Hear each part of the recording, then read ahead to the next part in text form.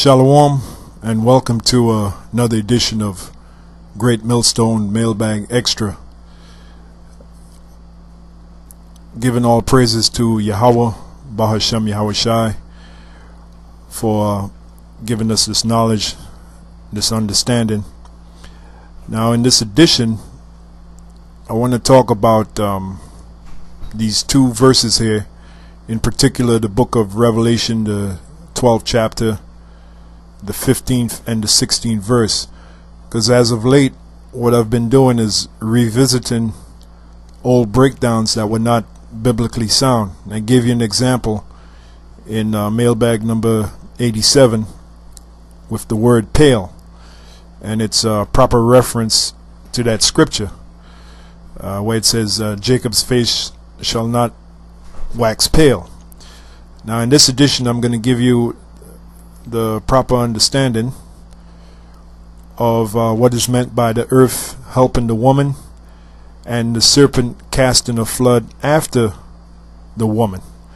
Now the first elder apostle to bring that out was Elder Apostle Tahar, and I'm just going to revisit what he said and pretty much filter it again through the scriptures and history, which I have prepared here in this edition.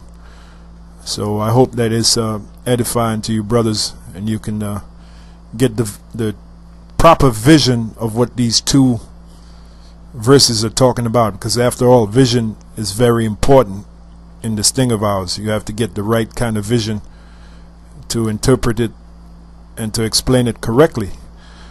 So now, having said all that, let's get into it. Let's jump into it. The book of Revelation 12 and 15 says this: and the serpent cast out of his mouth water as a flood. Now this serpent is not an actual serpent, of course. It's talking about Esau, which is already known as the old serpent according to the scriptures. And this serpent actually comes in the form of Vespasian Caesar, because it was Vespasian Caesar who led the charge against Jerusalem. And at that time, you know who was living in Jerusalem. We're talking about 66 AD. It was our people that was living there, so-called Negroes, alright, so-called West Indians, so-called Haitians, predominantly the southern kingdom, Judah, Benjamin, and Levi. And you had a scattering of the rest of the tribes, but the majority of the northern kingdom came over here to the Americas around 725 BC. Okay, so when it says the serpent cast out of his mouth water as a flood, this is not talking about actual water. Okay, this is talking about people in the form of the Roman armies, okay, which was led by Vespasian Caesar, which was under the command of Vespasian Caesar. And I got the historical account to show you that. Reading on, it says, the serpent cast out of his mouth water as a flood after the woman. The woman is talking about the nation of Israel, in particular the southern kingdom. You see, the book of Revelation is a lot of the book is written in parables, allegories, riddles. And you have to have divine inspiration from Yahweh Bahashem Yahweh Shai to really break that down and to correctly understand the interpretation of it. Like Yahweh Shai said, he knocks at the door, which is your mind, and if you're one of his chosen, one of his elect, he will come and sup with you.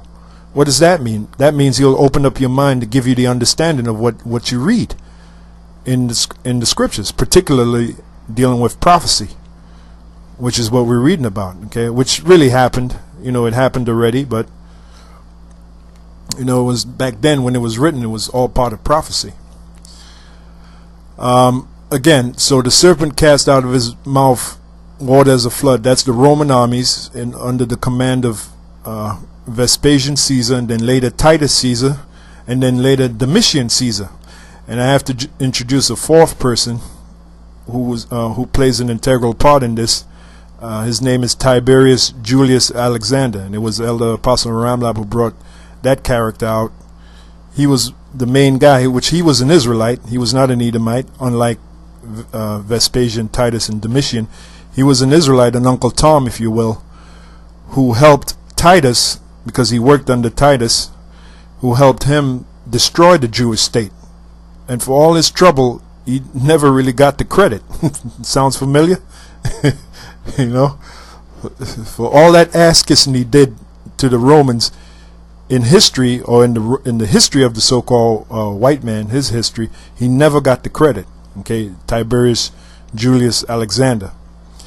All right, so reading on, it says, "And the serpent cast out of his mouth waters of flood after the woman, that he might cause her to be carried away of the flood." So what happened when the Roman armies came into Jerusalem? Well, the Jews, pretty much the ones that were left alive after the great slaughter, they pretty much fled into the north.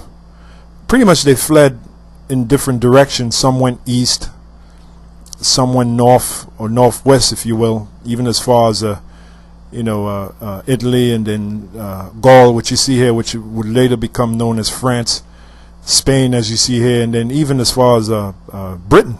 Okay, but a good bit of them, majority of them, fled into the north and west part of Africa. Okay, and I have an account for that, which you brothers should be very familiar with. It's from the book. As you see here, I have the PDF file from Babylon to Timbuktu. This is a book that brings out some of the correct interpretation of our history. It was written by Rudolph R. Windsor, as you see here.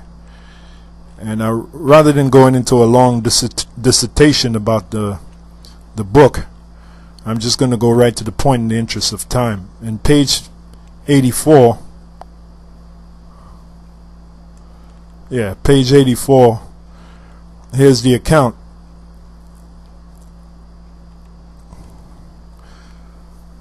It says this: in the year 65 BC, excuse me, the Roman armies under General Pompey. General Pompey was another character who played a part in the destruction of our Jewish state, our Jewish country.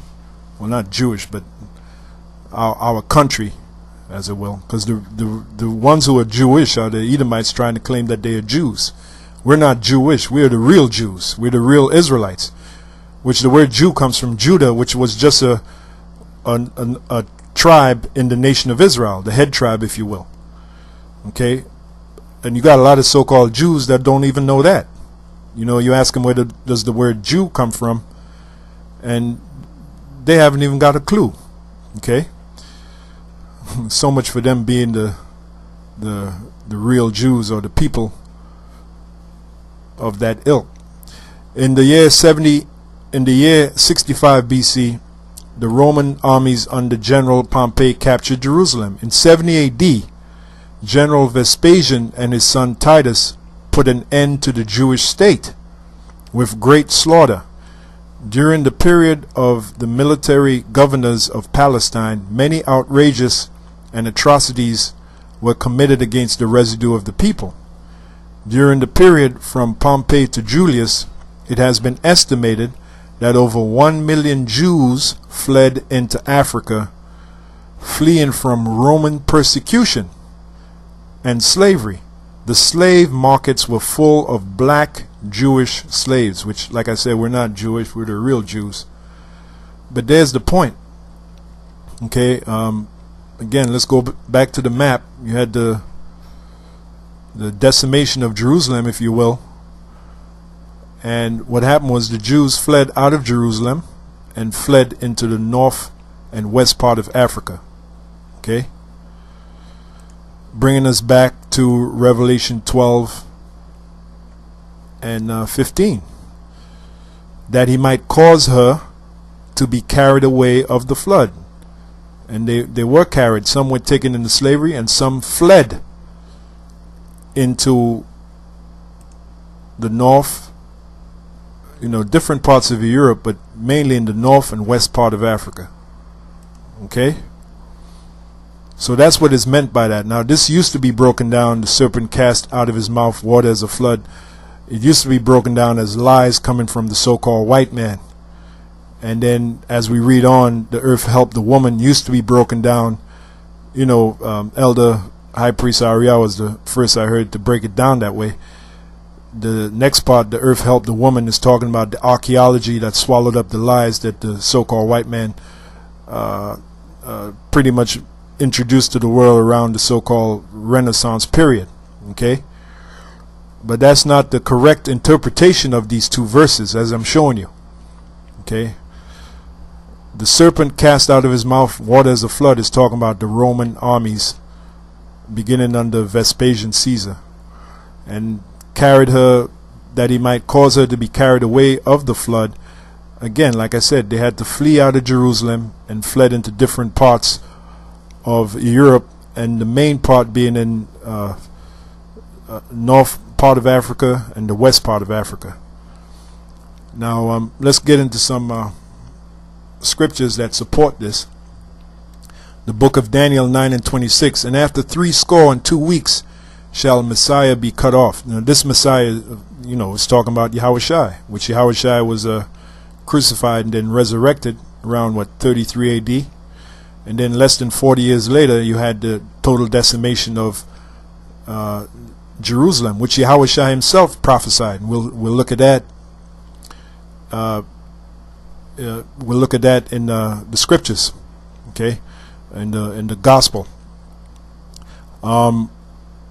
Shall Messiah be cut off, but not for himself, and the people of the prince that shall come shall destroy the city and the sanctuary. Because when Yahushua was cut off, pretty much he died for, first beginning for his sins that he committed as Solomon and Adam, and then he died for the sins of the elect. Okay, like it says in Hebrews the 7th chapter, first for his own sins and then for the people's. That's why when Yahushua comes back, who is he coming back to gather? He's coming back to gather his elect from the four corners of the earth. All right, those are the ones that he paid for theirs, first for his sins and then their sins. That was the ransom that the Heavenly Father, his Father, demanded. That was the sacrifice that his Father Yahweh demanded. Okay, and you know the history of the nation of Israel is that when you sinned, you had to offer up what? A sacrifice. That was the agreement. That was the covenant. Okay, but Yahushua became that new agreement, that new covenant. All right, that's why Yahushua is also known as the Ark of the Covenant. Which, what does an ark do? It bridges one party to another. Okay, like the ark, Noah's Ark. It carried us from one point to another point. Okay, so Yahushua is indeed that Ark of the Covenant. Yahushua is the bridge that brings us from us to the Heavenly Father Yahweh. Okay, so you know that's the significance of Yahushua's death and his purpose.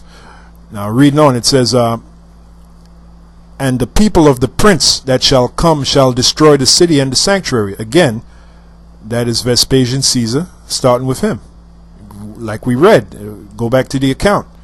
General, you had the characters, the central characters, General Pompey, General Vespasian, his son Titus, and then later Domitian. Then you have this character, Tiberius Julius Alexander, which I have, this is from the Jerusalem Post.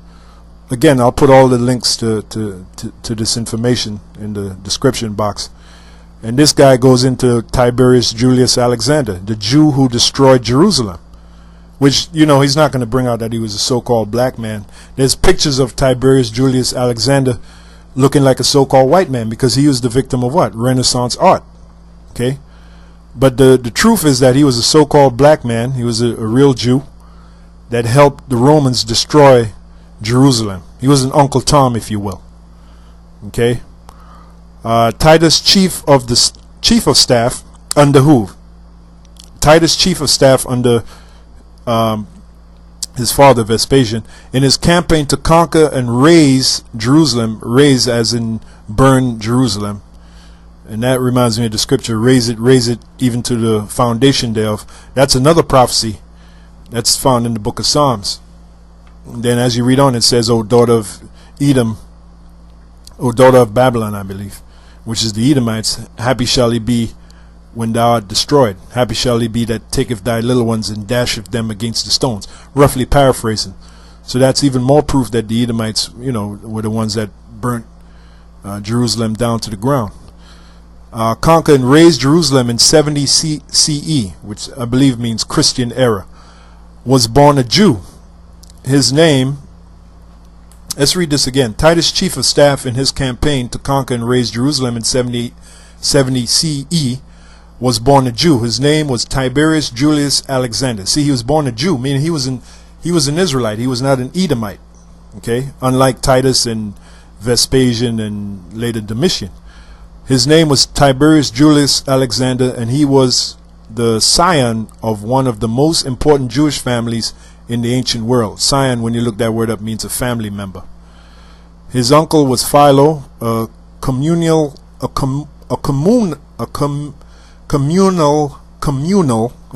leader of the Jews of Alexandria. We know about that history too. We had a lot of Israelites living in Alexandria, Egypt. Let's see if we can get right to the point here in the interest of time. Okay, it's just talking about certain high points of his life. We want to get to the part where he helped that devil Titus to destroy Jerusalem. I'm just looking at this part here. Nevertheless, these were Jews proud of being Jewish, who did not abandon their Jewish identity or their Jewish faith. Tiberius Julius Alexander must have been the black sheep of his family. Wonder why he used those choice of words. But if he were alive today, he would fit comfortably among the Jews who hate themselves and hate Israel and would not regret the destruction of Israel. Yeah, because we know the history that a lot of Israelites rejected being an Israelite. They wanted to be just like, we read that account in the Apocrypha, when Alexander and then later Ptolemy came into power. A lot of Israelites made a pact with Ptolemy.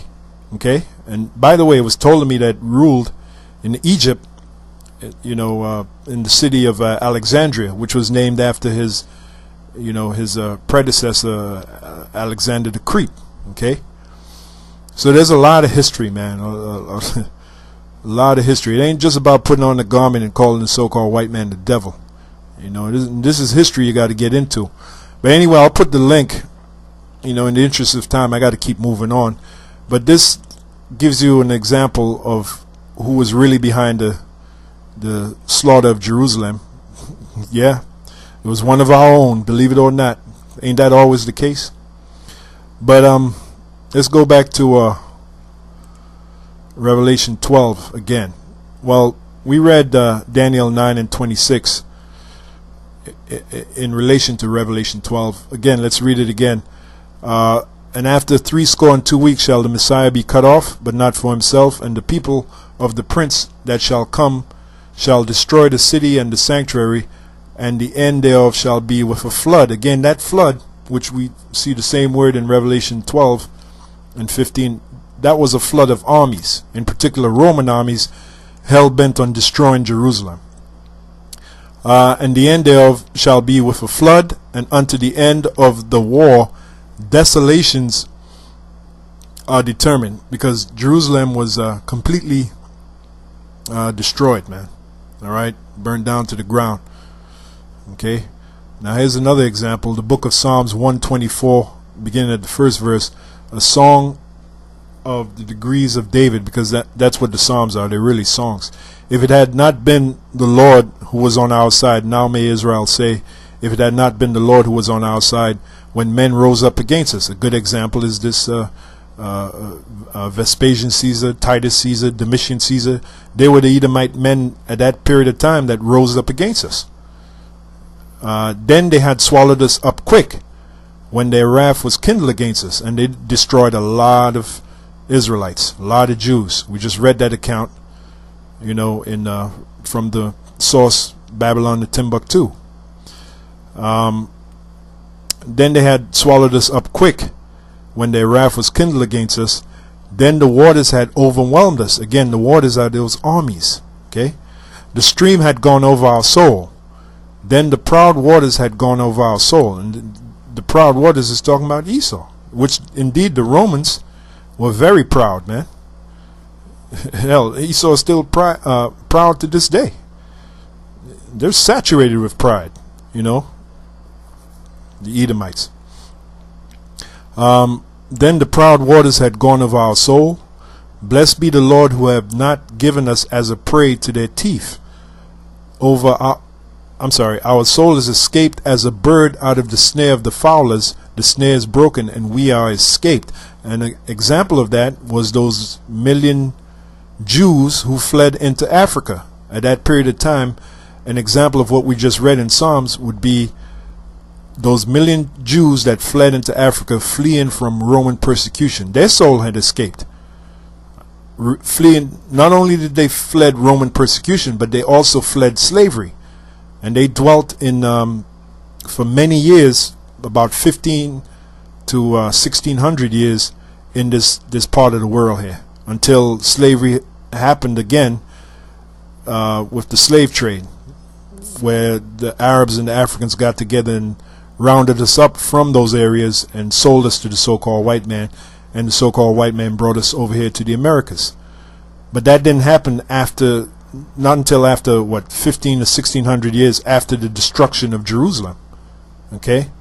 So at that point, going back to the scripture, at that point, our soul had escaped. You know, our forefathers' souls, they had escaped the snare of the fowlers, you know. And then as we read on, our help is in the name of the Lord who made heaven and earth. Now that could be applied to today. You know, you're going to have an elect that's going to escape the wrath of the so-called white man, because once again the so-called white man, because that's that same old Roman spirit coming back, they're going to bring wrath against Israel once more. And you're going to have the elect that's going to escape out of their clutches, especially when they make that chip mandatory. Remember in the book of Revelation 12:12 it says, the devil shall come down having great wrath, because he know that he have but a short time. So that great wrath is going to be in the form of his armies, the martial law armies, which is just a reminiscent of the Roman armies. You know, it's pretty much the same thing done over, but this time with different weapons. You know, so-called high-tech weapons, if you will. Once again, the Roman armies are going to come against you Israelites once again, like they did back in the past.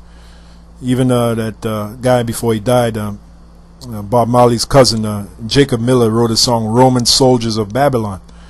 So, you know, our people always knew through the spirit that the so-called white man, that his history today echoes the history of the Romans past, you know, the atrocities that the Romans did back then. And indeed, America is nothing but an extension of the Roman Empire. You know, the bankers, when they're trying to create the so-called New World Order, that ain't nothing but the so-called Roman Empire coming back into existence, you know. All right, so let's move on. Go back to Revelation 12 and then read the 16th verse. And the earth helped the woman, and the earth opened her mouth and swallowed up the flood which the dragon cast out of his mouth. So now you know what the flood is, the flood of Roman armies. How was that possible? How did the earth help the woman? Well, again, we go back to the account in Babylon to Timbuktu, where it says over 1 million Jews fled into Africa. This is how the earth helped the woman, and opened up her mouth and swallowed the flood. Because those 1 million Jews, they escaped the flood of Roman persecution, the flood of the Roman armies. Okay, they escaped and they ran into the north and west part of Africa, like I said. Now earlier I had said that Yahweh Shai had prophesied this. I have two scriptures here. If we go in the book of Mark 13 and 14, but when you see this is what Yahweh Shai said, but when ye shall see the abomination of desolation. Again, that's a title for the characters who took part in the destruction of Jerusalem, which would be Vespasian Caesar, Titus Caesar, and then later Domitian Caesar. And I have to throw this guy, even though he was a Jake, Tiberius Julius Alexander, because he helped the abomination of desolation to destroy Jerusalem. Okay, but he never got the credit for it. All that ass kissing Tiberius Julius Alexander did, all that ass kissing he did, he still didn't get in history. He still didn't get the recognition for helping to destroy Jerusalem. Who got the recognition? Titus did. Titus Caesar. Okay, so going back to what Yahushua said, when you shall see the abomination of desolation spoken of by Daniel the prophet, and we read an account in the book of Daniel, the 9th chapter, the 26th verse. Okay,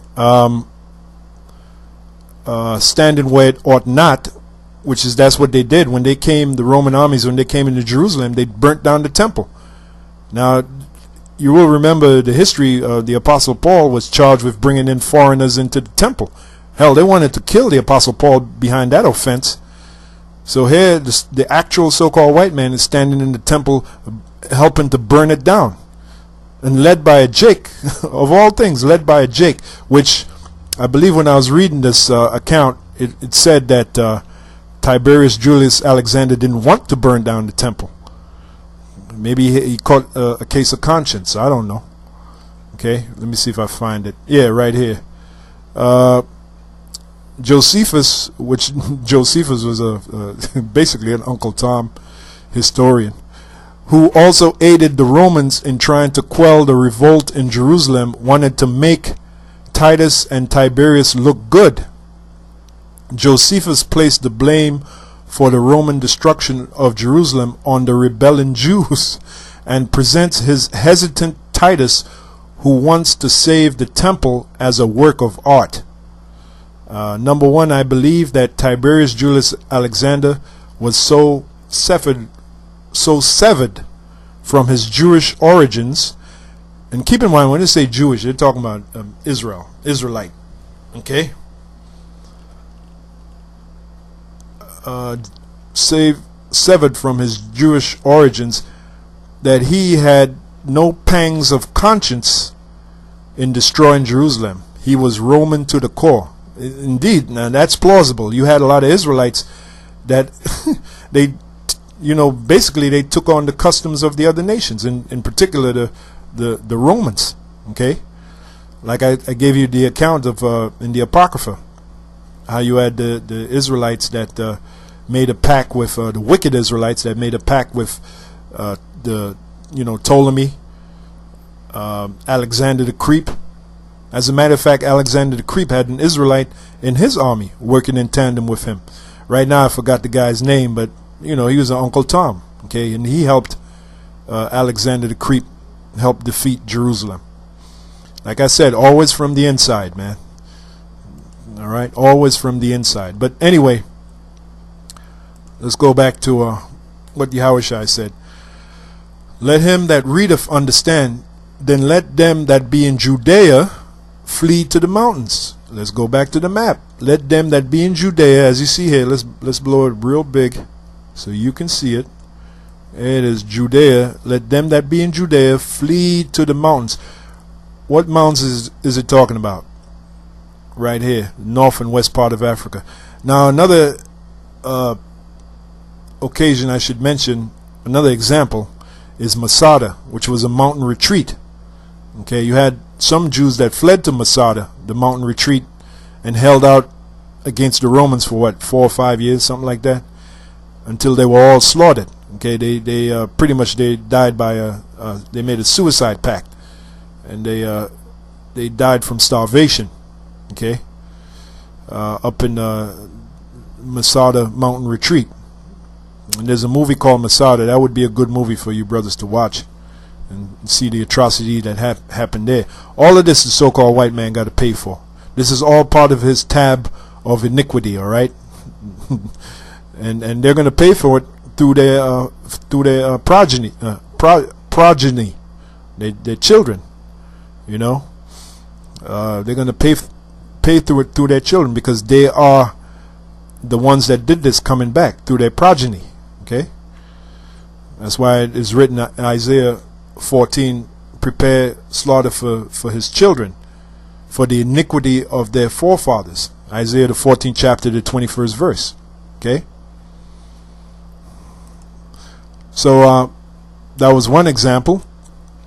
Well, let me read on. It says, and let him, one example in the gospel of what Yahushua prophesied of Jerusalem's destruction, and let him that is on the housetop not go down into the house, neither enter therein to take anything out of his house. And let him that is in the field not turn back again for to take up his garment. And the reason why is because, just like we read here in the account, they, it was the time of them had to flee out of Jerusalem because the Romans were urging upon them. The Romans were pressing upon them. You got to remember that there was a lot of revolts before this major revolt happened. The Jews in Israel, which was our people, we were not comfortable being occupied or having to deal with a militarized occupation of the nation of Edom. And we know that to be true because even in the book of Matthew, the 11th chapter, it speaks about how the kingdom of heaven suffereth violence under the violent, which the violent at that time was Esau, Edom, calling themselves Romans. So right on up until 66 AD, and then later 70 AD, you had a lot of revolts. Okay, I mean, the scriptures give us an example of Theudas. All right, you had the individual by the name of Theudas who had a revolt against the Romans. Okay, that was a common thing. All right, so the major revolt broke out in 66 AD, and pretty much Jerusalem was slaughtered. Our people were slaughtered, and Yahushua prophesied this. Okay, and we're reading about it here. Now, here's the next example. This one is even a little more explicit. The book of Luke 21, starting at 20.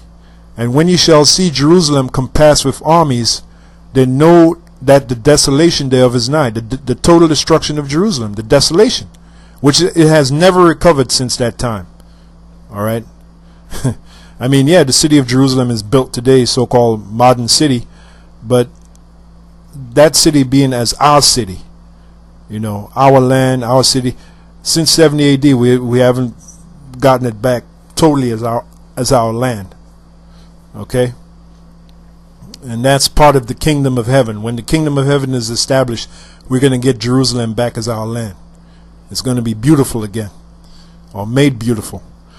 Anyway, going back to what Yahushua said, when ye shall see Jerusalem compassed with armies, then know that the desolation thereof is nigh. Then let them which are in Judea flee to the mountains, and let them which are in the midst of it depart out, and let not them that are in the countries enter thereinto. For these be the days of vengeance, that all things which are written may be fulfilled. And one of the example of things written in prophecy, that is the book of Daniel, which we just read, and that was fulfilled in Yahushua's day. Okay.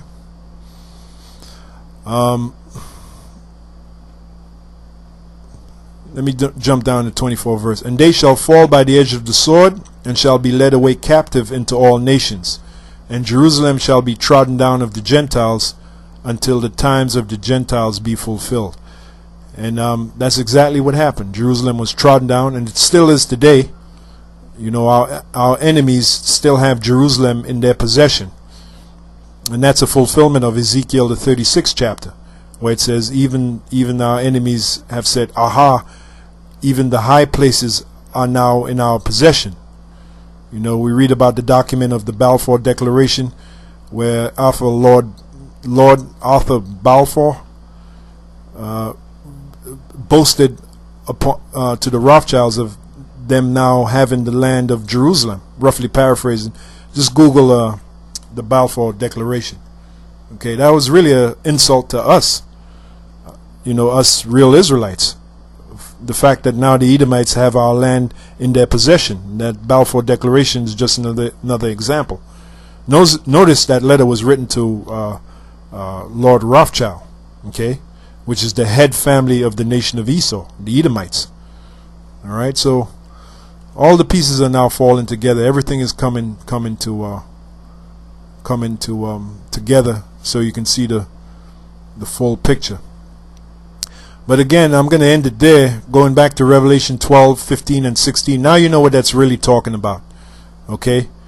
And the serpent cast out of his mouth water as a flood. That is the Roman armies. That serpent is Vespasian, Caesar, then Titus Caesar, then Domitian Caesar. Even according to this account, mentions General Pompey, which we don't hear too much about. And then you had that character Tiberius Julius Alexander, who helped the serpent.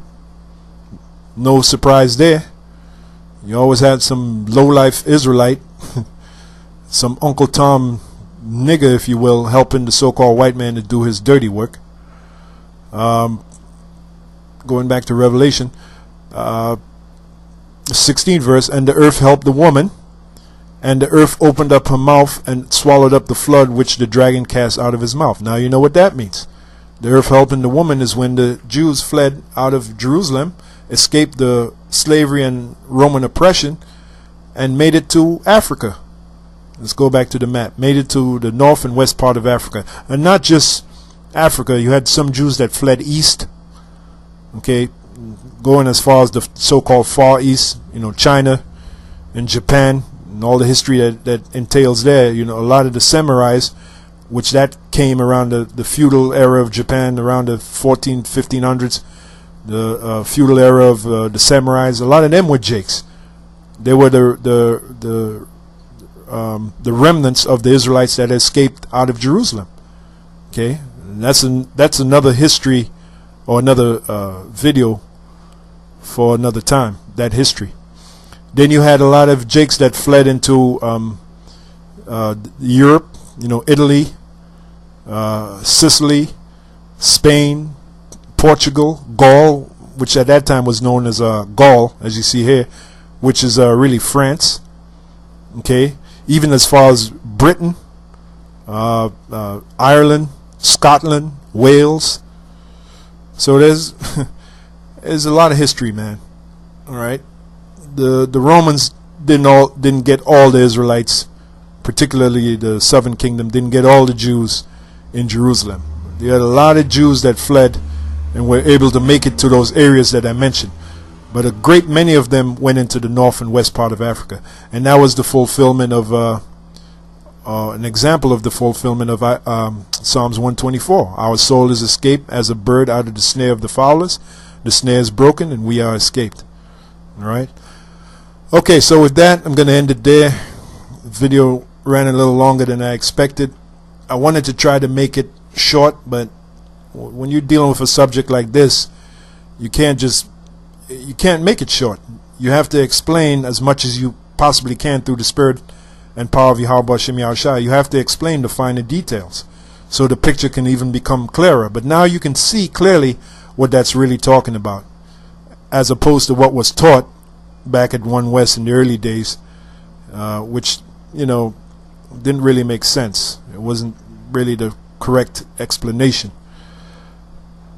So for that, having said that, for now I say shalom, and I'll see you in the next edition of the Mailbag Extra. This is the Mailbag Extra, giving you information that you can use. No gimmicks. All right? Shalom.